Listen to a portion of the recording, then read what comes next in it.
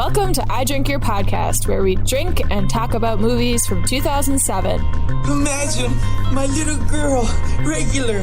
Guys, did you see me dance? No, you waste energy and time. I turned penis into gold. Are you okay? I want to see you naked. Surprise, dude, you got herpes. If I did you a ventriloquist.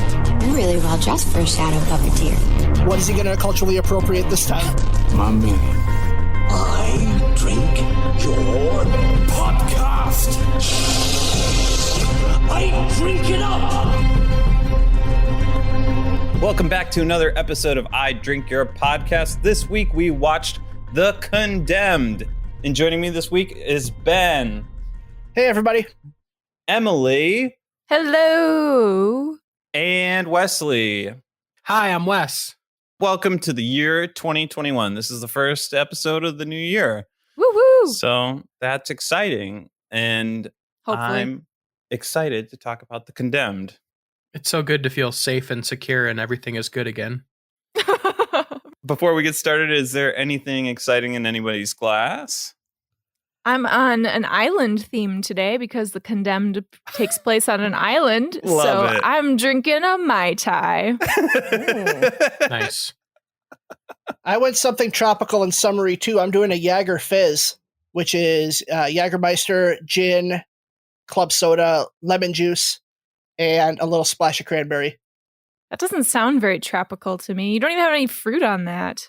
Is it actual cranberry or is it just Sierra Mist cranberry?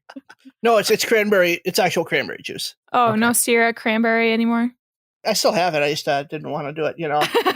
Mine's not super on point with the movie, but my birthday is tomorrow, so I am delving into a real WWE drink, which is wet exhilaration.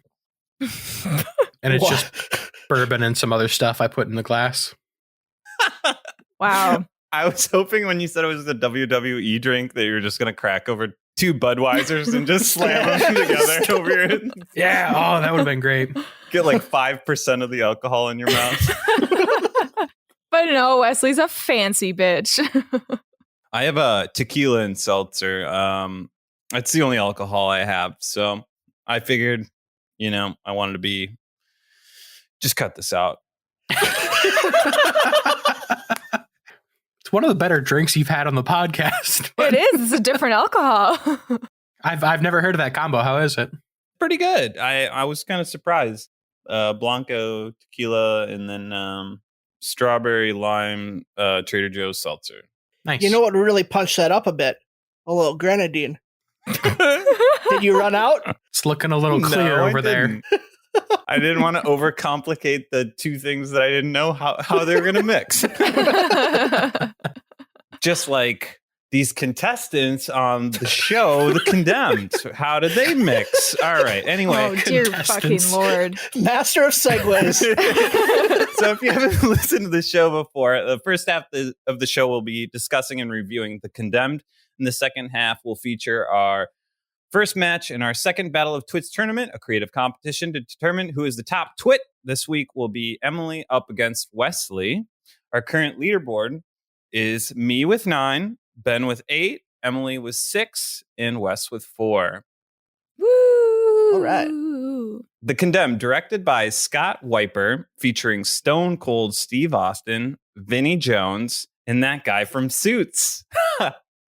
Yeah, did everyone It's good. recognize the guy from Suits? Yeah. I recognized him, but I had no Yeah. idea what he was from. Which Yeah, guy? from Suits. The main guy? The one from The Suits. tech guy. The tech No, guy. the tech guy, that's the like, camera guy. How do you expect me to run this yes. operation? He was His one of name like the three in people the I movie recognized. was Goldie Goldman, and I went, "Are you fucking kidding me right now?" That's when you're like, I'm out. Yep, that's where I left. Goldie Goldman. Holy fuck. I couldn't put my finger on what he was from until I think it was 3 days later. I was like, oh yeah. Cause I kept on wanting to say that HBO show with Ari Gold. I thought he was Entourage? like that. Yeah, Entourage. I thought he was that sleazy agent guy for a second. Like, I totally recognize that guy, went on his IMDb, and I still don't know who the fuck he is. But I recognize him. That guy from Suits. I've never seen He's in Suits. Suits. Neither have I, and I recognize him too. He's one of the Suits. Wow. You guys got to check it out. We can't record at night because then I just say, what the fuck? Let's just get super hammered. New vibes for the show. You and the others will be taken to an island where you will fight against each other. If you're the last one left alive, after 30 hours, I will set you free with a pocket full of cash. How's that sound? Oh, what's this got to do with TV? Not TV. The internet.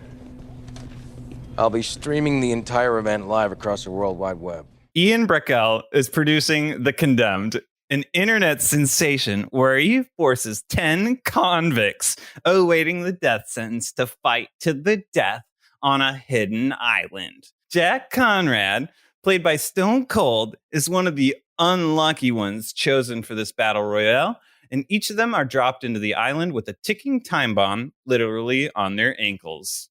Bum, bum, bum. So can I just start you guys off with, I love battle royales. Just generally? I play Fortnite every day. Is that what Fortnite actually is? This movie is basically what Fortnite is. Yeah. Last But Man with more Standing. people. Yeah. So like PUBG, Warzone, those are all considered the battle royale genre, which exploded like 3 years ago. And so if there are still people alive at the end of the time limit, no one wins, essentially. What they do to combat that is they force the playing area down to this small until everybody will die. Literally exactly what they do in the Hunger Royale. Games. Yeah, and Battle Royale, yes. Okay. So Fortnite just copied The Condemned, which copied Battle Royale. Got it. We're good. Mm-hmm. Which copied Muppet Christmas Carol. Which was copied by Hunger Games, which was copied by Death Race. Yeah, and Fortnite copied I'm PUBG. so sorry, but which came first? Battle Royale or all the other dumbass movies? Well, I Battle Royale. believe, I think that, wasn't it based on The Deadliest Game? The Most Dangerous Game. Yeah. Which is a movie about people hunting other people. But obviously Battle Royale is like the coolest one. Also, Battle Royale was a thing in wrestling. Like, that's where everyone was just in the ring at the same time. Like, if anything, Battle Royale stole that idea from the Royal Rumble. Oh, WWE. shit. So this brings us back to it's all WWE. Like Wow. this is copyrighted and this is WWE film. They started it all. Got it. So do you think that WWE then took their idea of Battle Royale, assuming that that is the first iteration of Battle Royale in humanity? They took their fake wrestling TV. Whoa. Sorry. Yep, you're right. Sorry. I don't Real need to wrestling? You don't know. I don't need to tell anybody that Santa isn't real today. So are you saying that WWE took their idea of Battle Royale and said, yeah, this is what we really meant. We actually meant murder on an island, when they just have people throwing each other out of a squared wrestling ring? I'm saying if WWE could have, they would have murdered people if it got ratings. That's what I'm saying. Fuck. Damn TV networks restricting what they can show. Yep, that's how cutthroat Vince McMahon is. If people dying would get him higher ratings, he would have them killed. Oh, so it's like this movie. Yes. Exactly. Like everything about this movie is how WWE would like to be. Yeah. Okay, so real quick, because we're talking about WWE and this movie is a WWE movie and Stone Cold Steve Austin is the main character, what is with just WWE movies? I just need to ask a question about that because I don't think this movie is good. And maybe you all will disagree with me on that, but I kind of doubt it. But I have never seen a WWE movie that is good, but at the same time, I haven't really seen any WWE movies in general anyway. And so I figured I'd ask the question, are there any good ones? I really like their Scooby-Doo collaborations. I'm sorry, what? Yeah, they've got a couple movies with Scooby-Doo where it's like WrestleMania Mystery and there's like a ghost at WrestleMania. There's multiple of these. There's Scooby-Doo and WWE Curse of the Speed Demon. You've got a Flintstones crossover. Like they've got a lot of crossovers. The Jetsons. I bet I would love the animated versions of these. That sounds fun. I like the Rundown with The Rock. Those two early Rock ones were pretty decent. The Rundown and Walking Tall. Yeah. I also like the one that came out think it was last year, Fighting with My Family. Has anyone seen that one? I actually just watched that recently. Yeah. That was really Florence good. Pugh. Yep. Pew pew. That was a like a mockumentary, like not a comedy way, but I don't know if there's another word for it, but that wasn't like supposed to be some fictional story. That was a story about a WWE wrestler. Correct. And it was I thought it was really good, but Okay, I was just curious if there were like good ones out there, because as I was looking through the list of them, including this movie, like most of the ratings were pretty shitty. And I recently, for the first time, watched Sleight, which is a WWE movie that is super cool. It's really great, sleight of hand, magic tricks, and it is actually really cool. It kind of is a weird superhero, science fiction-y kind of movie. But I don't know. I was like, what WWE has a movie studio? What? it was WWE Films at this point. This was the last WWE Films. But a lot of their movies were straight to video. Like they really capitalized on the DVD boom of the late 2000s to put out a lot of content really quickly. Jingle All the Way 2 featuring Larry the Cable Guy. Wow. Insane. So I have a question for Ben. I know Ben likes WWE. Mm-hmm. Matt, how do you feel about the wrestling world? I don't watch it right now, but back when Vince McMahon had his limo exploded, Donald Trump called to make sure that he was okay. So, like, that's the one little piece of trivia that I know. While we're on the Donald Trump trivia, WrestleMania that year in 2007, Stone Cold had a special appearance in it. Oh, right. He guest refereed the match that was, I forget the wrestlers. I think it was like Umaga and Bobby Lashley, but they each had a corporate person on their side. One person was Vince McMahon, and the other one was Donald Trump. And it was a hair for hair match, and the loser had to shave their head. Well, Stone Cold, being the ref, not liking the corporate people, he ends up stunning everybody, including Donald Trump. So Trump and the WWE have a long history together. It's just so weird to think about. Yeah, that's our president. Our president got stunned by Stone Cold on WrestleMania. The only president. Well, I'm going to go ahead and start calling him former. Good plan. I love it. But one of my first thoughts in the beginning of this is, I don't know who wrestlers are. And I kind of assume that this being a WWE movie, that most of these people would be wrestlers. So other than Stone Cold, is that true? No. So no one else in this movie is a wrestler, at least not in the WWE. I think part of the reason is they didn't want their WWE characters seen killed on screen. Like if you put The Undertaker in this and he gets killed on screen, kids are going to think, not that a kid's going to watch this, but people would think that believe wrestling is real. Oh my God, The Undertaker just died. Yeah, but Stone Cold doesn't play Stone Cold. He plays Jack Conrad. Right, but there are a lot of wrestlers who are indistinguishable from their characters and the real person. Like this Undertaker persona, like he's been at that for 30 years. Like that's just what he goes by. Most people don't even know his real name. I don't. Mr. Undertaker to us. Yes, exactly. I recently got into wrestling, like probably 4 years back. I started going to some WWE, like WrestleMania events with some of my friends. Like we didn't go to actual events because, you know, it costs money and I don't do that shit. But we just like sit around, get drunk and just talk about what's happening. And I hated it at first, but then I started realizing all of the backstory and just the history behind it. And I was like, fuck, this is just anime. I love this. This is so fantastic. It's just fucking anime. Interesting. It's basically a male soap opera also. Yes. With how all the storylines kind of interweave among each other, and there's history literally between multiple people. One woman gave birth to a hand. Like weird shit happens in wrestling.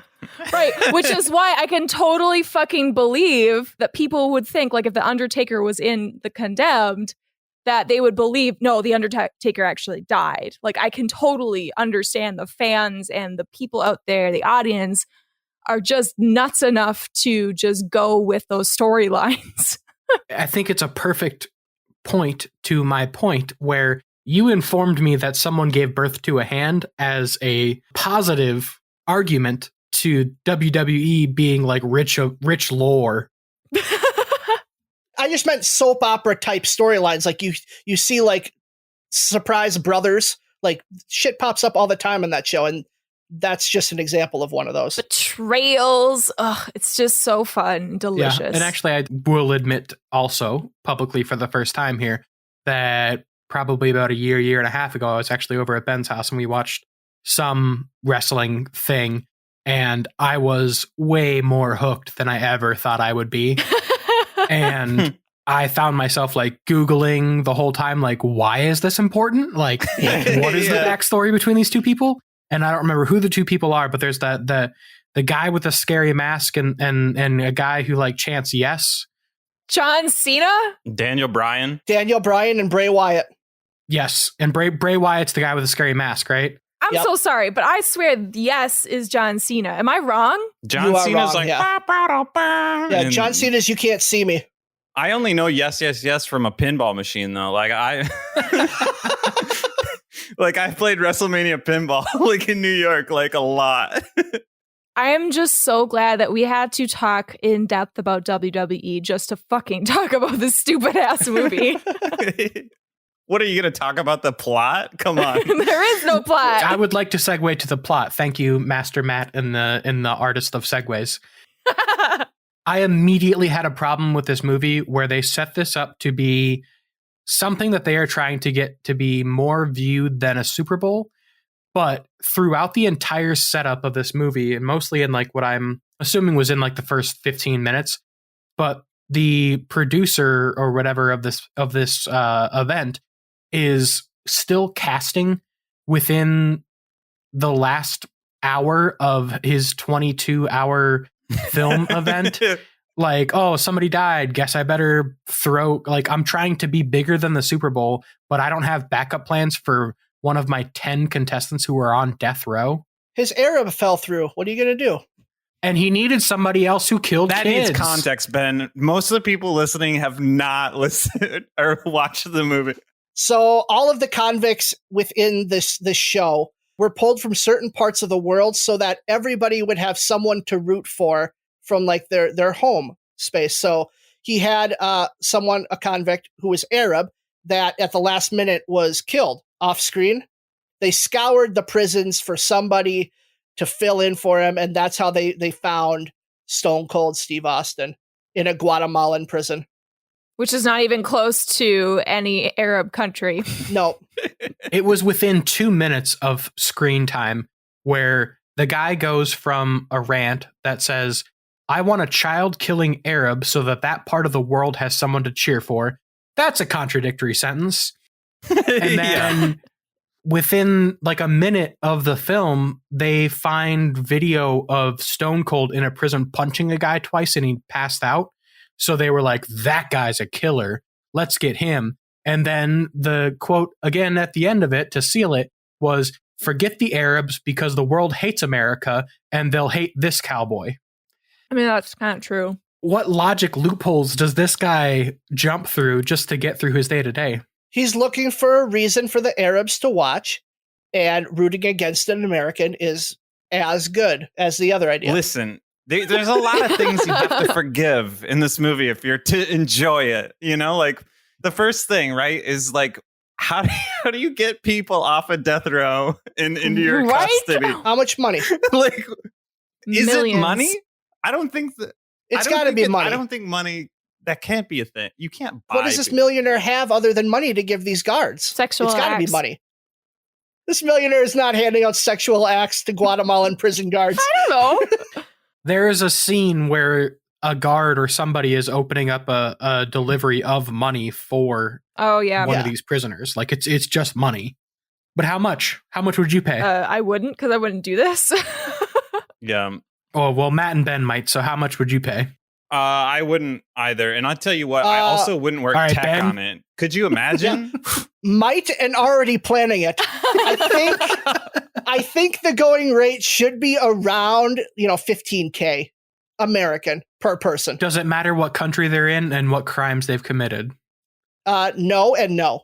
Death row is death row no matter where you are in the world. I mean, I'm going to have to get an American extradited from another country because I don't think I'll be able to buy one for $15,000 from an American prison. Fuck. Yeah. This just got way too real. My brain.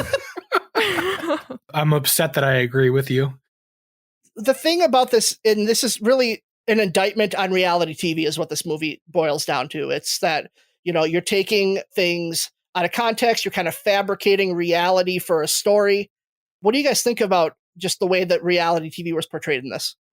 I watch too much reality TV, meaning only one show that I watch consistently. And so I really enjoyed those aspects of, they're constantly being filmed and just the asshole nature of the production team. I really enjoyed that because I sit on Reddit. I look at our Bachelor and I constantly see all the different things that have been happening behind the scenes to fabricate and to change the storyline and to make people seem really terrible, but actually they're not that bad, or vice versa. And I thought they did a good job of showing how shitty reality TV is, but they did choose a very drastic and morally in your face concept.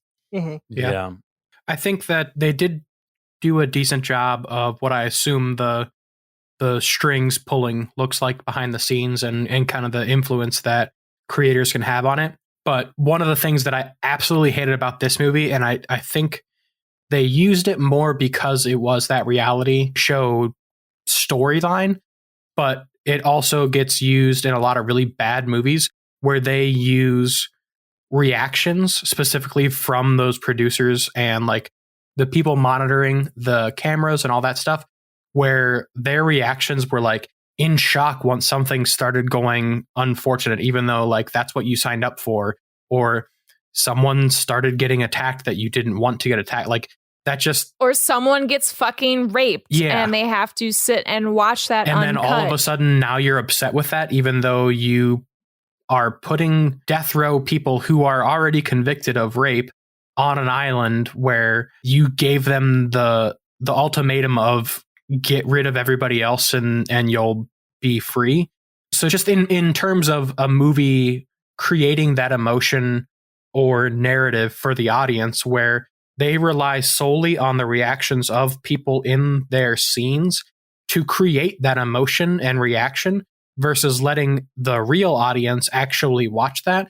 Like there were so many times in like the bar scenes when they start to watch it, and early on with the main guy's girlfriend starting to have like an emotional reaction to some of the negative stuff that's going on. It's just like this, it just takes me right fucking out of it. I don't know how else to say it. Like it just is awful. Could you imagine going to like Buffalo Wild Wings and you're like, hey, turn on that murder show. I want to watch an uncut sexual assault. And this is gonna be better than the Super Bowl. Like it's just mind-blowingly stupid. He never said better than the Super Bowl. He said more viewers than the Super Bowl. Shit. That's a significant difference. I was brought out of it in Act 1 as well. When they all get pushed out of the helicopter onto the island, that scene, after they round up each individual. Right. And they shove the keys into their mouths and shove them out into the ocean, and that one Italian guy dies. Yeah. And that's what I was like, so that guy working for the production should be charged with murder, right? Like what was that? And they were like, oops. Yeah, it's like, I don't know. Took me right out of it, to quote Wesley. Yeah, the contestant choices of the 10 people, which I think is ridiculous. Maybe only because I understand Fortnite and all that kind of stuff to be such a huge battle royale feature of our 2020 world, but like 10 contestants from around the world, and 2 of them are dating, and one of them you push out of a plane onto a spiked fence to die immediately, and one of them you found 5 hours ago by luck. Like this wasn't very well thought out. Real shoddy operation. Yeah. If you stay down, we don't have a problem.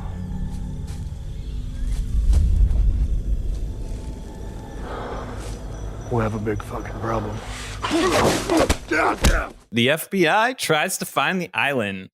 People be dying left and right, but not Jack. people also be having moral struggles over their role in this. Yet people at home still be watching, including the FBI and Jack's MILF girlfriend. I literally gave up on the plot summaries in this. I'm glad you did. That was the best. That was the best act summary I could have imagined for this. I feel like that's the elevator pitch for this movie. People be dying left and right, but not Jack. Well, they set this up where they kind of start building up. Okay, who's dying really quick right away? And so there are the two guys that die right away in the movie. Who cares about them? Moving on. And then you have the couple, their husband and wife. They're Mexican, I think, and they meet up. And then Vinnie Jones shows up with this other guy named Go, I think his name is. Let's just call him Mr. Martial Artist. Okay, he's got some cool martial arts. I will say that. Like, there were some really cool martial arts that he did, and I'm into that. But Vinnie Jones and Mr. Martial Artist. It's stuck. Thank you. They basically team up against this couple, and Vinnie tries to rape or actually rapes the woman. I actually had to close my eyes, and I didn't want to watch what was happening because of earlier, the black woman that gets almost fingered by the guy that she kills later. I was seriously traumatized just watching that, and nothing actually happened, but watching that, I was so I was ready to turn off the movie at that point. I was like, I did not need to see that. That was so triggering for me. And then everything following with just the sexualization of women and just how they were treated in this made me want to turn the movie off. Do you think they were trying to make a point, or is it just gratuitous for the sake of gratuity? Knowing WWE and how they just dress their women, I'm kind of, I don't know. I'll accept that for the ogling piece and the camera shots that kind of focused on midriffs or a chest. But at the same time, this is PG era WWE. Like, they've kind of, at this point, divorced themselves from that hardcore attitude era. So I really don't think that they would throw in just sexual assault for the purpose of titillation. So, right. But I didn't feel like it got resolved in any good way. There was never any sort of resolution other than Stone Cold Austin being the savior. There was no vindication for women other than Stone Cold partnering up with one of them and then telling a woman that he loved her and all that. But like, and then saving that one girl at the end. But yeah, again, he was the savior of women. She helps him take down the billionaire as he's trying to flee, but I don't think they're trying to make a point. I feel like they're trying to build the billionaire's girlfriend and try to build that story and that disconnect, but I think it was over the top and gratuitous, in my opinion. I mean, in comparison to even like all the gore and the death, like it was like, wow. It just stood out compared to all of the violence. Well, I took a note of very early on, there are very few women in this from the beginning, and the billionaire describes one of the women as hot African chick with a nice rack. No matter how divorced you are from the misogyny or trying to be more PG, like if that's how you're describing someone in your film, you're obviously not caring about them as a human. Well, and I think a distinction needs to be made on this because WWE Films does not mean that the WWE hired this writer to make this movie and then hired the director. Oh, okay. Like, this was originally going to be a movie that Stone Cold wanted to do, and he was going to be the Vinnie Jones part, the bad guy. But then WWE bought the rights to it, and we're like, no, we're going to put Stone Cold as the main person. So it's not like WWE is standing over the shoulder of the writer going, hey, you can't put this in, you can't do this. So maybe that criticism of WWE PG wouldn't put something like this for no reason. I guess we could say, well, they really have no control over what went in. Right. That makes sense. I'm not sure who to point fingers at if fingers need to be pointed anywhere. So not really saying that, but just along with multiple other 2007 movies, it made me really fucking hate where the 2007 macho mentality was at. Mm-hmm. Yes. And this opinion of like, I'm badass, so I'm going to be sexist, or I'm badass, so women are objects. Like it's been pretty overt in a lot of these movies that we've seen. But to steal Mac's perfect segue momentum, a lot of the things that really bothered me about the people on this island and the producers watching them was I found it very hard early on to understand the desire to be in an alliance or letting people run away. And just the whole idea of what you were on the island to do. So very early on, Stone Cold meets the husband, I believe, of that couple, and they, without fighting at all, decide to run away.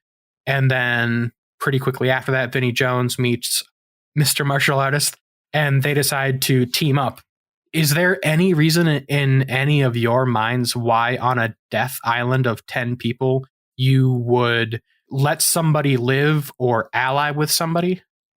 You 100% would form an alliance. Yes. Because if you can team up, you could, supposedly agree to form a truce until you're the last two, and then have a admirable fight at the end where you're both fighting, and obviously one of them's so bad he's gonna double cross. But in better movies like this, like The Hunger Games or Battle Royale, you still see them break off into factions like that, because it does increase your odds by having numbers on your side in the beginning to watch your back and get you through the chaos of the initial stuff so that you can have a fighting chance at the end.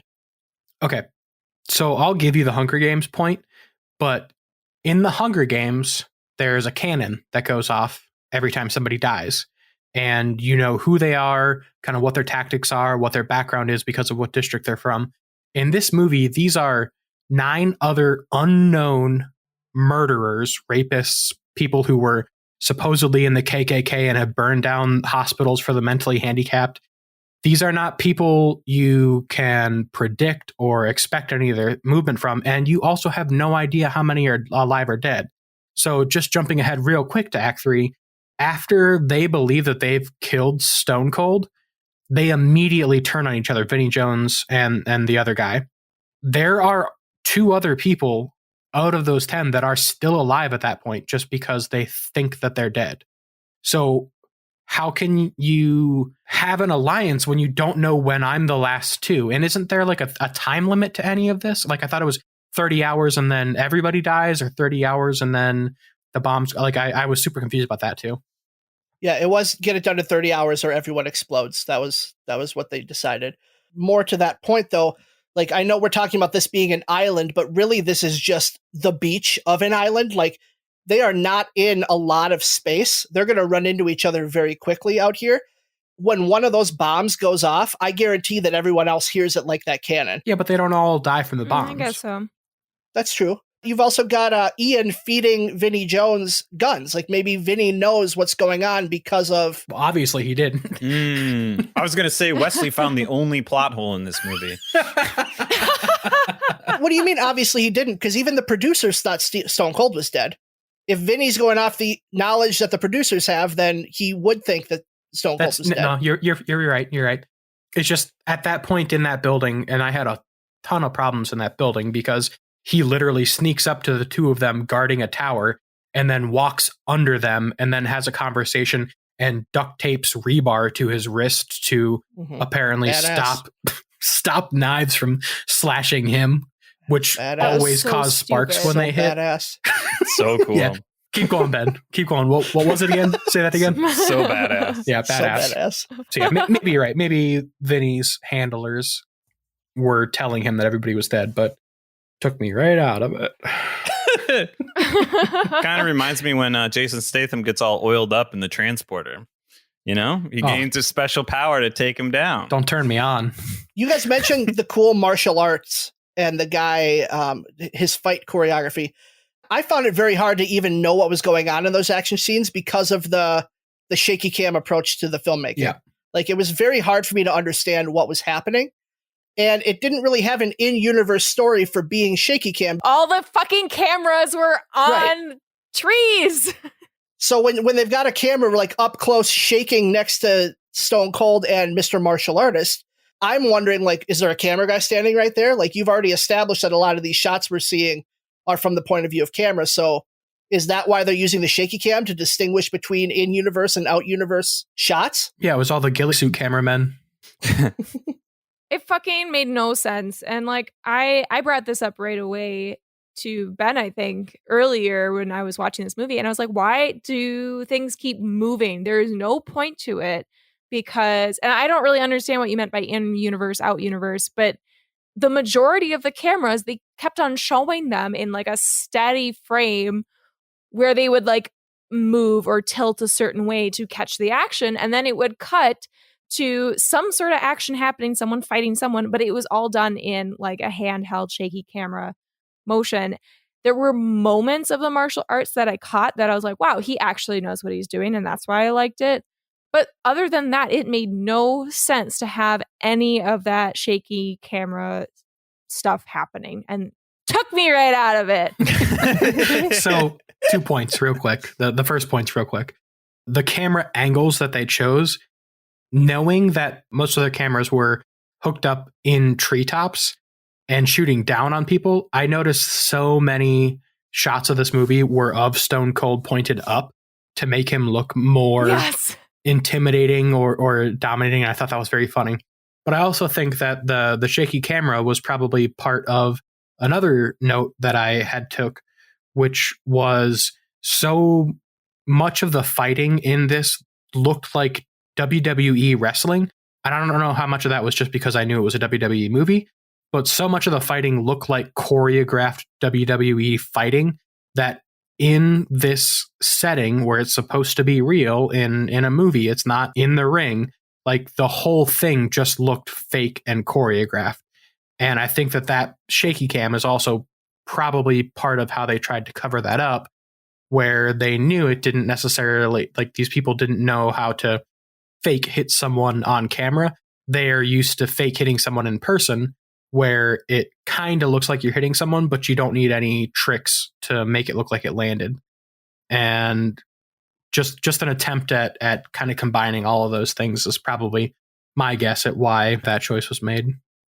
Also, I mean, shooting a fight scene with a static cam, kind of a wide shot, you're not going to get the chaotic sense of actually being in the fight, which I think what the shaky cam tries to capture is that feeling of chaos of being in a fight. That's why when you see like the Bourne movies and the shaky cam is running as Bourne is being chased, like it gives that sense of energy to the scene that you can't manufacture with a wide shot. I haven't seen the Bourne movies, but the first thing Corbin said to me when I was watching this and freaking out about the shaky movie, he was like, shit, you are going to hate the Bourne movies. And I don't know, I guess there are many movies that I haven't noticed a shaky cam, but I still feel the intensity and the urgency of fight scenes, maybe not chase scenes. I can understand, like we even brought up the point of back from Gone Baby Gone, when there's all that chaos happening when Amanda gets not thrown into the river or whatever. That shaky cam adds to the chaos and the running and the chasing part of it. But this didn't feel like that. It felt rushed and confusing, and it wasn't clear. Like, I feel like fight scenes need to be shown clearly so that we do see what's happening and the impact that they are having on each other. And I guess that's why I like anime so much, because you can definitely tell like what is happening. And there are different shots that they do, but it's never this like uncontrollable chaos with a shaky camera. I think it's a good tool to have, but this was just bad execution. And it seemed like maybe a couple different aesthetics of film mashed together. Like with those static shots, I feel like if you cut back to the producers, if you cut away to the viewing audience, those shots make sense. But they were overusing them and sticking them back and forth. And like it just wasn't, none of these styles were meshing. And it all seemed rushed. It's just the execution of it, because like the Bourne trilogy, it's like it is shaky, but it's part of the aesthetic of the film, and it's like you notice it for the first 10 minutes, but then you're in it. You're like, I'm Jason Bourne, and I've lost my memory, and I'm running away from these weirdos. Thank you for the show. Show ain't over yet. I'm gonna kill you. I'll kill you too, sweetheart. Explosions, fight scenes, death, 40 million sales. Let's go. Ian cheats and gives Vinnie a gun. Vinnie Jones wins, but he doesn't get paid, so he kills everybody except for, what's that music? My God, it's Stone Cold. And he stuns Vinnie to death with a gun before killing Ian with a helicopter bomb from the top rope. Stone Cold goes home where he belongs with his MILF wife, and Nickelback plays the end.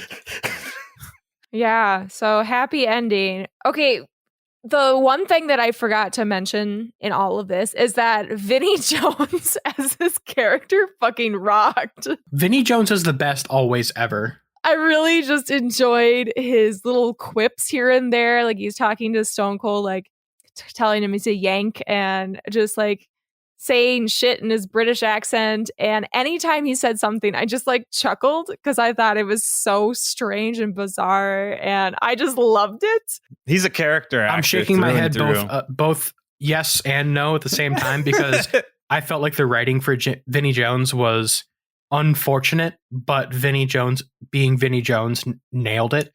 I don't blame Vinnie Jones at all for that. And I agree with that because when you look at the same type of dialogue that they give Stone Cold, especially when he's being interviewed before they even send him to the island, everything in that comes off as very scripted and not delivered real well. Like it's very quippy, just over and over again. And it works for Vinnie Jones and his character because of Vinnie Jones' delivery of it. And it doesn't work, and you can tell Stone Cold's not an actor. Absolutely. Because he can't make it work. I bet he could make it work with a British accent, though. Is there anything to that or no? Just like being a better actor because you have a British accent. So anyone with a British accent is automatically a step above anyone with a different accent? Is that what you're saying in the acting world? I was also just going to step in and say, like, I don't think that's a qualifier, like a universal qualifier, but I think that there are people, including myself, who I love British TV and movies. So I probably have a lower expectation level for people with accents. There's stuff that I'll let slide more than if it was just an American accent. So I need to tell you the part that took me right out of it. Oh no, we're in the third act. Really? You're still in it? Yeah, I'm actually still in it up until this point because I accept the movie's not good, but I was hanging on with everything that was happening because it all made kind of like some internal logic for the most part. I mean, obviously there's plot holes, but I was going along with that until we get to the end. He's got 40 million people subscribed at $60 a pop. That's $2.4 billion he just made on this. And buying convicts is not that expensive. The filming stuff isn't that expensive. He's probably netting a couple billion. He can't throw Vinnie Jones $1 million just to shut the guy up. Like, took me right out of it. I was like, get the fuck out of here. Give him his money. Let's go. Right. There were so many things that took me right out of this. One of the ways that the main guy decides to help Vinnie is to send him a care package. Also Fortnite, by the way. Yeah.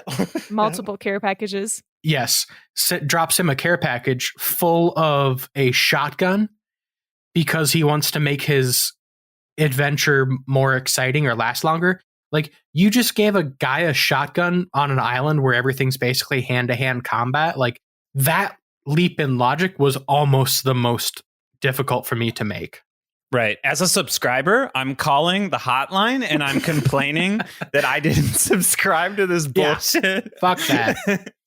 Can I tell you, the thing in the third act that bothered me was when the guy from Suits tried to get paid and then he got his throat slit by another producer. Right. By Bluetooth like, guy? There was just another like tech person who just became a bad guy out of nowhere. Like, it was so weird and jarring. He had been a bad guy since Act 2, where Stone Cold snuck into the camp. And then in this island where they have 10 murderers fighting for their lives, Bluetooth headset guy is the one that they give the gun to chase Stone Cold out of the phone tower. Like, that made zero sense to me. How is this the guy? You don't have any military with you? You don't have any security at all? It's just this one guy who you give a machine gun to? He's like, oh, what's that? Oh, I've got him. Oh, hold on. I'm getting a call. Please don't talk to me anymore. Boop, boop. No, I fucking hated this movie, but there was one aspect at the end, right when Stone Cold comes back and he kills Vinnie Jones and he goes after the helicopter with the stupid Ian producer guy, and he throws the ankle bomb at the helicopter. Yes, he yeets it. But the part that I appreciated the most, there was no fucking quip at the end of that. It was just silence, cut to him, cut to the girl, and then we're done. And I was like, yes, I will take that. I will be okay with terrible. I have comments, but I want to let Ben go first. Because this movie would have been so much better if it had fully accepted itself being like an 80s action movie. A quip at that point and throughout would have been better suited for the movie they were trying to make, because it was all silly, but they tried to play it way too straight as if it's not silly. So first of all, he does get a last quip in. It just doesn't happen to be with the producer. So maybe it's just a timing thing. But Stone Cold does get a beautiful 80s I'm going to kill you now quip in with Vinnie Jones. When Vinnie Jones starts describing his life and how he got there, and Stone Cold says, "Sounds like you've had a tough life. Good thing it's over." Yes. And then shoots him. So yes, he does get it. It just doesn't happen with the producer guy.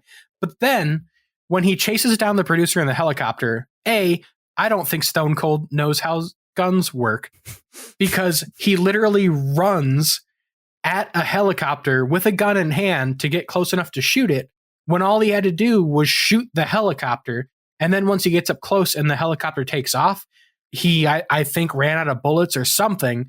But at that point, he's too far away to do anything. So he takes an ankle bracelet off and tosses it perfectly into an open cabin, not out of the helicopter, which had both open doors open, and it falls far enough away from the producer that he can't reach it. And then he kills an innocent helicopter pilot because he didn't shoot down the helicopter before it took off. Like I said, it was silly enough. It didn't need a quip after it. It was so fucking stupid and ridiculous. And you just had to absorb that and not deal with a stupid quip right after it. I thought you were going to explain the velocity at which you would have to throw the grenade to get it in one door and out the other. Because that would have been a good math that would have been corner. way harder to do than landing it in the helicopter. Once Nickelback came on 2 seconds later, I'm surprised I remember any of this movie. Our main producer guy, Ian, I got a question for you guys. Is he a bad guy? I know within this movie, he's the bad guy. And he, like, if you're on Stone Cold's side, the things he's doing is bad because it's bad for Stone Cold. But, like, is he really a bad guy? Yes. If his goal was to create a reality TV program that got more viewers than the Super Bowl, and then he did it unethically where he was just exploiting people without murdering them, I'd say sure. And then he also sticks the tech guy, the guy from Suits, he has his throat slashed. He's like, you're below the line. He's above the line. He's the tech producer. Like, he's the technical director. Like, he should have been able to take 5% of sales or whatever the agreement they had. Yeah, I also took umbrage with that conversation where the guy was like, no, I get 5% of this. And then he says, no, you don't get a percentage. That was discussed and you're not getting any back end. It's like, well, you obviously discussed it already. Yeah, my whole problem with Ian was that he went back and throughout the entire movie, everything he had ever said basically was a lie. And he just went back on all of it. So I think he's a bad guy just because he's a piece of shit. That was the reason for you, though, Wesley, not the moral ambiguity of everything. Yeah. If we would have just been straightforward with us about his murder, maybe. Ben, we already know that you don't think Ian, the producer, was a bad guy because you already wanted to do this. I mean, and you have a plan. I question whether or not he's a bad guy because he gave one of these people the opportunity to live a free life. They're going to earn their opportunity at a free life by killing more people that were already going to be killed. He's saving the federal government's money by not forcing them to carry out the death sentence. He's actually getting them to gain money. That's correct. All I'm saying is clearly there was an audience for this. So who's really the bad guy? And this is kind of what they say within the movie when they're talking about the morality of it. But like, whose fault is this? Like, can you really fault the guy for providing a product that people want, even though the product is a bad thing? So if you're saying that, and that because people want the product, even if it's a bad product that is morally wrong, then he's not the bad guy for providing it. Yeah, I don't know. I think the execution of all of this was just garbage. I've seen and read enough Battle Royale type things that Ian was so obviously a bad person morally, and it was just thrown in your face over and over again about how he didn't keep to any morals. Everything about him was selfish and awful. It was all about him. Like, even the girlfriend aspect of it, he had a girlfriend and he was just like, fuck off, I'm done with you. Like, how could you ruin my dream or something like that? I think it's a tough premise to build out in like the world we live in. You know, like the Hunger Games taking place in a fictional world makes it a lot easier to build out the social conditions and things that exist where like this could exist. You know, we have so many things where we're like, wait, what about this? What about all the victims? You know, like, oh, we're just going to let a child molester that won a contest go free with $1 million. Like, okay, like they're going to be a celebrity now, or it just none of it makes sense. Pretty difficult premise to pull off in like present day our world. Yeah, fuck 2007. Wesley, you got some observations for us? These are just a few of our incredible thoughts. That's it for oranges. No more oranges today. You guys remember that quote? I don't even remember that. Yeah, that was the first time the guy from Suits showed up and he was yelling at one of his coworkers. This is going to be bigger than Live Aid meets We Are the World, and I don't have to do sign language. Wow. Basically, the commentary throughout this entire thing was just trash. Early on, one of the guys yells, "That's going to hurt," after some guy got stabbed in the neck with a piece of wood. Well, he's right. It already fucking hurts, you meatball. So when she goes to the bar after finding out that Jack is still alive, she needs high speed, quote unquote, internet, and then continues to Google search, in quotes, www.the_condemned.com.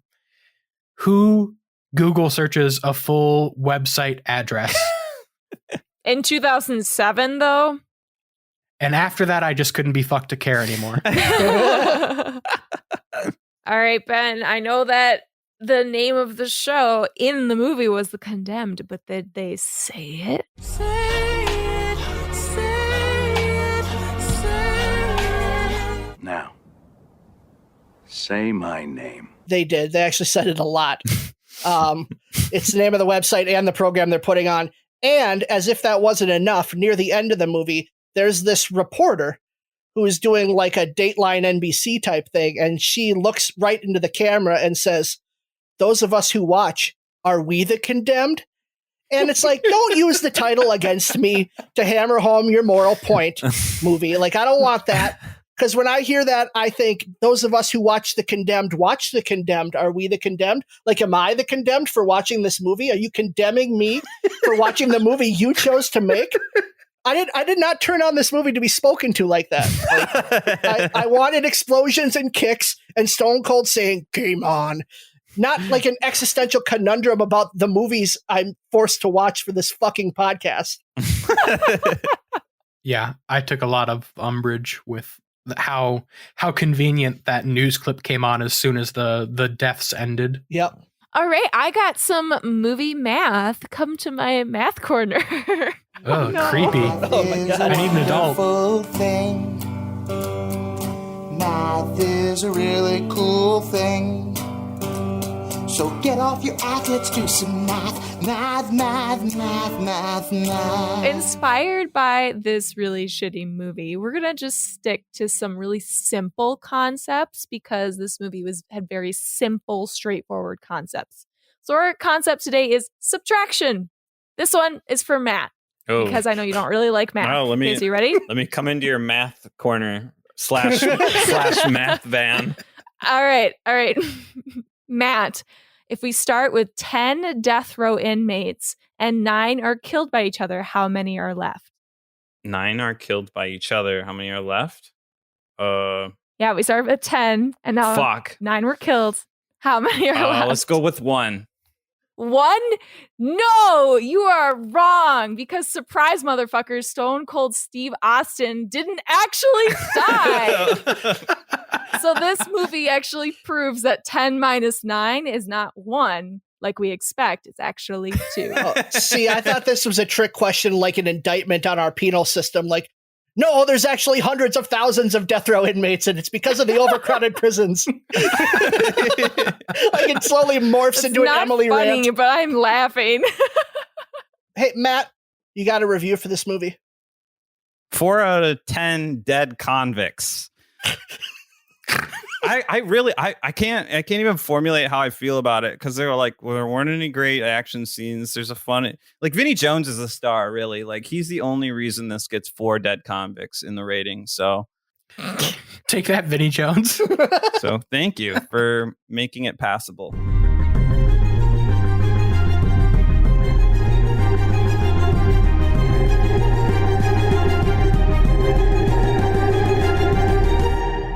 And now it's time to play Battle of the Convict Internet Stars.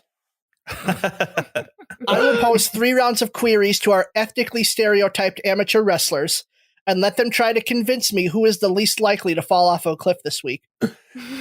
After, I will rain down condemnation upon them by choosing a winner for each round.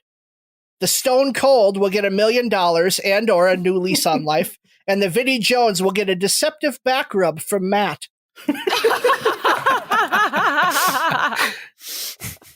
I will be more likely to purchase your pay-per-view if your answers are explosive, sexually exploitative, and morally questionable. Oh, jackpot. Wrestlers, are you ready? Hell Yes. yeah. Yes. That's the correct answer, right? Yes. Can I get a hell yeah? Yes. There it Yes. is. Yes. So The Condemned is basically just the Hunger Games, which is basically just Battle Royale, but it got us thinking, what would it take to be successful in this type of battle for survival? So for our opponent's choice question today, describe how the character you're given wins the Condemned. And we are starting with Emily, which means Wesley. Please give Emily her character. Misa Jar Jar Binks. Oh Love my God. And Emily's going to take her headphones off. And Wesley, can you tell us something you've been watching recently? I actually just started watching Song Exploder, which I believe started out as a podcast and has recently been added to Netflix. There's 2 seasons, but they're only, I think, 3 to 4 episodes each. But what the idea is they take popular or interesting songs from artists and they go through and kind of break down the how did you come up with this? What was the point of the lyrics? And kind of break down different parts of the song, like how was the drum beat important to this, or how did the guitar lick come into this? And yeah, I just started watching that, and it was very, very interesting. Did you have a favorite episode out of those? Because I watched Hurt, and that's the only one I saw. That's the one I was just going to say. Yeah, I watched a couple of them, and Hurt was definitely my favorite so far. And that's Hurt by 9 Inch Nails has been stuck in my head for the past like 24 hours, because that is what a song. What a song. Emily, describe how your character, Jar Jar Binks, wins the Condemned. Jar Jar Binks, great swimmer. He gets dropped in. And the first thing he's going to do is he's going to build an alliance with a few of the strong characters, including Vinny. And as you can tell, he's a dunderhead, my favorite word right now. He's an idiot. He sounds terrible. Vinny's like, yeah, he's right under my wing. Yeah, I will use him as bait, essentially. And he's just a really easy target later on. He'll be able to kill him, no problem. Although it's later revealed that this is all a part of Jar Jar Binks' plan, because he is actually a Sith Lord, and he is convincing and deceiving everyone with his force powers that he is no threat. And so right at the end, right when Vinny is about to shoot and kill Stone Cold Steve Austin, Jar Jar Binks will use the force and push both of them off a cliff and drown them, thus winning the Condemned. Excellent. So he's got force powers to like cloud their judgment and minds. Is that how his force powers are working? Exactly. Does he not also have other force powers that can actually like hurt people? Right. He force pushed. Yeah, force push off the cliff. A Sith Lord just tries to deceive, obviously. They don't have to do any sort of effort. They can just wander around and be comfortable and everything. Okay. I like how Emily's been making hand movements of a Jedi Obviously, or Sith the I'm like, entire time. I'm a Jedi. Yeah. So like when Ben asked the first question, Emily was like, obviously, and waved her hand in front of the camera like it meant something. He is a great swimmer. We can't fault him there. That's a great point. Yeah. I Started off should have strong. thought about that being on an island. Yeah. Only got stronger. Yeah. Okay, so Emily, which character is Wesley going to work with? Pippin from Lord of the Rings. Okay, Wesley, take off the headphones. Emily, tell us something you've been watching recently. I just watched, speaking of shaky cameras, I just watched for the first time Hardcore Henry. And it was a weird, fun popcorn flick. Is that what Matt calls them? Yeah. Yeah, no, it was really nice to just sit. I was working on other stuff and I would look up every once in a while because Corbin was watching it with me. And it was one of the few movies that I felt like shaky camera made sense because it was all done in first person. And it's on Netflix right now, which was kind of nice to have a weird, like, I think the guy that made it is Russian. And everything about it had some mystery and you didn't really know what was happening because it had some sci-fi elements to it, but there were still some really cool and funny things that were happening where it was just really out of the ordinary and strange and bizarre, and I really liked it. I had a lot of fun just watching it for fun. Awesome. Matt, real quick, something that you've been watching? I saw a few Mandalorians. I'm getting through it at a breakneck speed. I know the finale just came out at the time of this recording, but I'm 2 episodes in. So I just flew on a plane to Las Vegas and back, and I got to watch a couple movies I've been wanting to see. So one of them I watched was Dark Phoenix, and it was complete shit. Terrible movie. Should Yes, be was. the end of the X-Men forever, but hopefully Disney will do something smart with it. And then I watched a movie called Ready or Not, which was really good. I'm not going to spoil anything about it. Just know if you like movies like Get Out, I highly recommend Ready or Not. Wesley, describe how Pippin wins the Condemned. Yeah, so Pippin only cares about one thing, and that's second breakfast. And since this competition lasts over 30 hours, he has the advantage of having twice fueled up on lambus bread and potatoes. So ultimately, Pippin will win this fight by his friendship and amiability of the hobbits to befriend the trees on the island, to both attack Stone Cold Steve Austin, but to ultimately use their root system to pull all of the C4 pull pins on all of the other convicts. Wow. That is so fucking dope. Okay. Pippin rides high. Now, is Pippin friends with trees or Ents? I used trees in your Muggle world so that everyone out there knew what I was talking about. But yes, Ents. And there are Ents on the Condemned Island. All islands have Ents. mixing Harry Potter and Lord of the Rings. Love it. Can each of you give me a cheesy piece of dialogue that your character says after killing somebody? Emily? Me so sorry. Okay, excellent. And Wesley? I've never been this far from the Shire. In what context is he saying that after killing somebody? In the context that you asked me to tell you what Pippin would say on this condemned island. Now, isn't that a Samwise quote? Yeah, but I have to assume that all hobbits have the similar feeling. Question 2. Stone Cold's character is given an entirely fake bio after refusing to participate in the interview questions. These bios are really important for giving viewers context and a reason to root for or against a character. So, with a random movie character of your choosing, create a TV bio similar to the ones we heard in The Condemned. We're going to start with Wesley. All right, so I actually went back and screenshotted Steve Austin's bio from this movie to make sure I got all of the key points. So I will read them to you in left to right, top to bottom order. Okay. Born June 11th, 1968. Age 52. Hometown Northbrook, Illinois. Crimes. Grand theft auto. Abduction of a minor. Multiple counts of criminal impersonation. Notorious for setting elaborate contraptions to elude suspicious investigation. Multiple counts of hacking into educational servers and altering pertinent data. Illegal public performance inciting coordinated pedestrian demonstrations. ID number? FB's DO. Status? Technically single, but probably dating someone 1 grade younger. Name Sloan. Boom! Let's go. Nice. Don't know who that is. For anybody who didn't get it, that is Ferris Bueller from Ferris Bueller's Day Off. You should have also had vehicular manslaughter in there. He didn't actually he didn't hit anybody with the car, did he? Matthew Broderick did, though. Jesus, okay. Okay.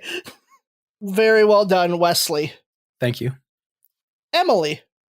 I did not screenshot Stone Cold Austin's rap sheet, but I kind of tried to base it off that. So not only is he an arsonist, a mastermind criminal, a thief, and a homewrecker, he's an illegal immigrant and an escaped convict.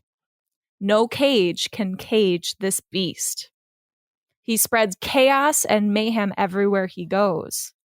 He is able to manipulate anyone to be on his side with his devilish charm. And he is from the most malevolent depths of South America and would do anything for some marmalade.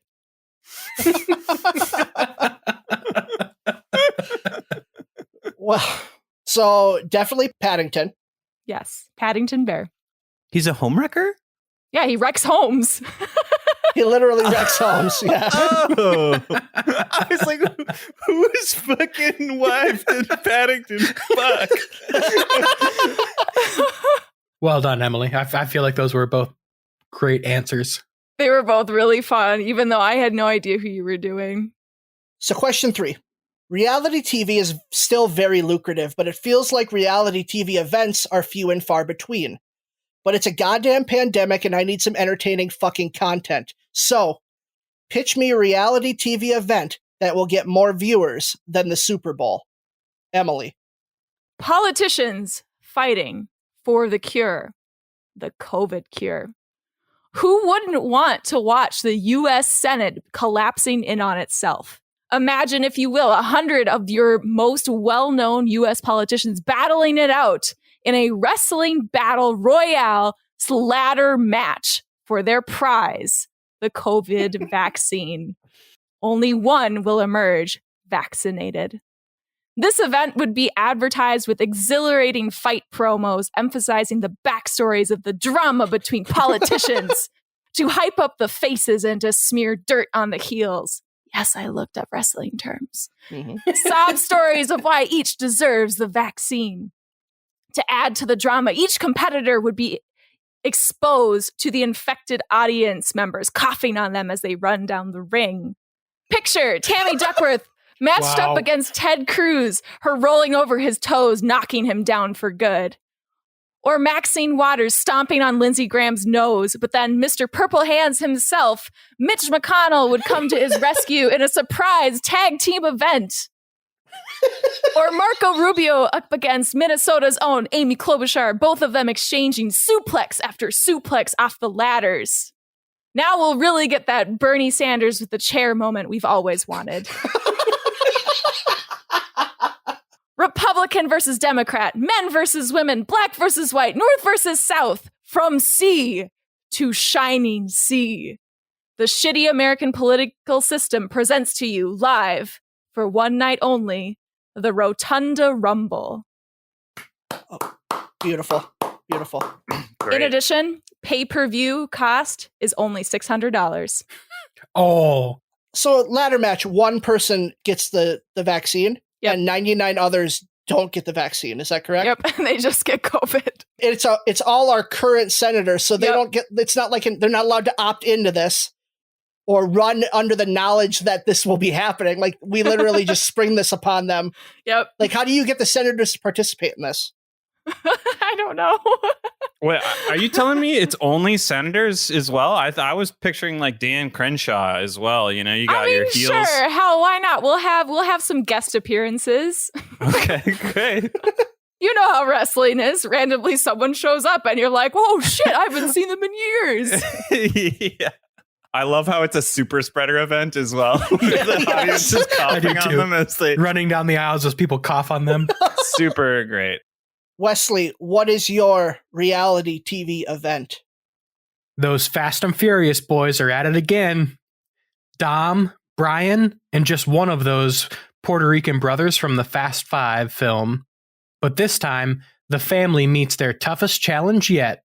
No, it's not The Rock or Jason Statham or Jason Statham's family members. That's right. This time, the feud is with the only other Vroom Vroom series that even comes close. We're talking about Autobots, baby. Optimus Prime, Bumblebee, and the other brother from the Puerto Rican brothers in Fast Five, because the Transformers are hard to get a hold of. So now I'm sure you're wondering exactly what the people will be tuning in to see these two powerhouse families doing. It's 2020. We got to get that Twitch streaming audience. And what better crossover between all three of these entities than Rocket League? 3-on-3 flying car soccer for the fate of the furious Dark of the Moon Palooza. Ben, I'm going to let you ask questions first. So, I get the TV event part of it, but where does reality come into play with this? You have a character whose actor is dead in real life. Yeah, but the Transformers also aren't real things, so that they're just cars, and then you get a car, and you have, it's kind of like Home Alone, where he puts up the cardboard cutouts of people in the windows to pretend like there's a party, and it's just Paul Walker in the driver's seat, but you don't really need somebody in the driver's seat. You just have somebody playing Switch, playing Rocket League, that controls that car for Rocket League. Is this TV event taking place in a universe where the Autobots exist? This is happening in a universe where people are dumb enough to think that cars are actually alien robots. Oh, so this world. So this world. So they're real cars, and it's actually the behind the scenes producer of this is Chris Angel Mindfreak, and he is the one who is actually helping the cars fly and perform these aerial goals and assists and blocks, and it's essentially just cars with famous people in them, but it's a battle of two families, so you have to choose. It's like a real Romeo and Juliet story, you know, Montagues and Capulets from the get.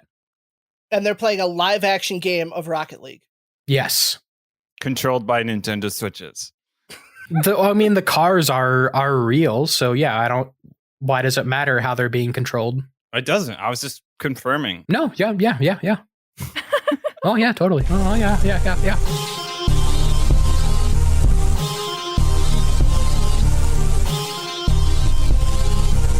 Okay, so question 1 was describe how your character wins the Condemned. Emily, you had Jar Jar Binks. Wesley, you had Pippin from Lord of the Rings.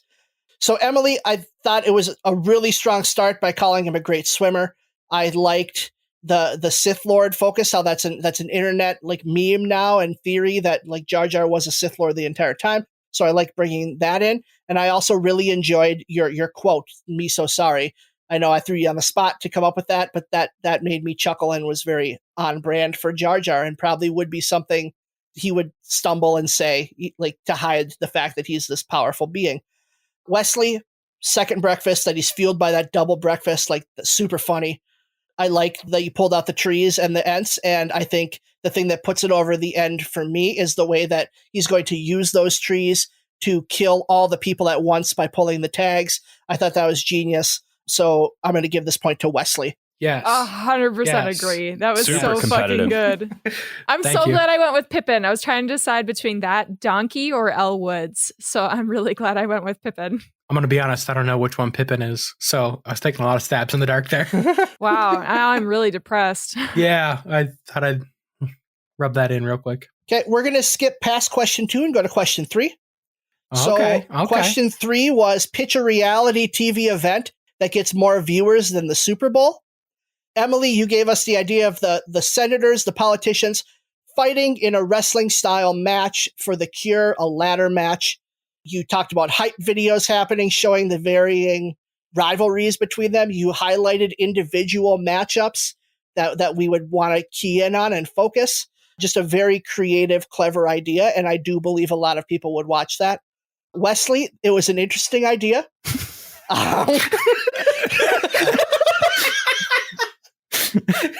But it really had Ben, we've known each other long enough that I know exactly what that means.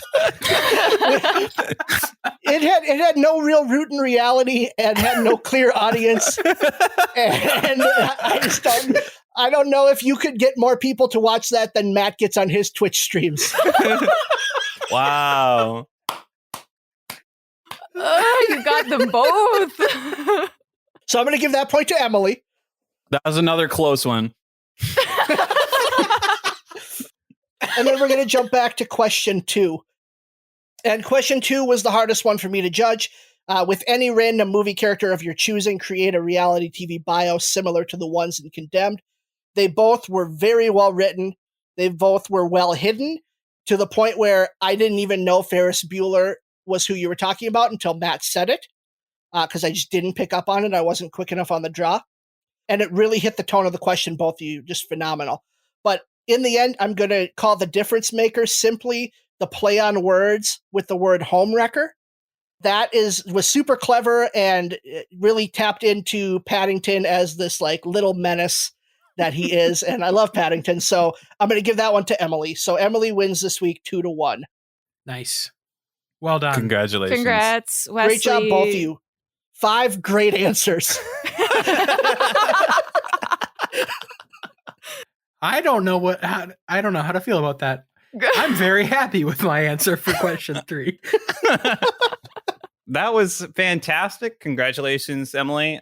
Everybody's still listening. Thank you guys. 2021. Yeah.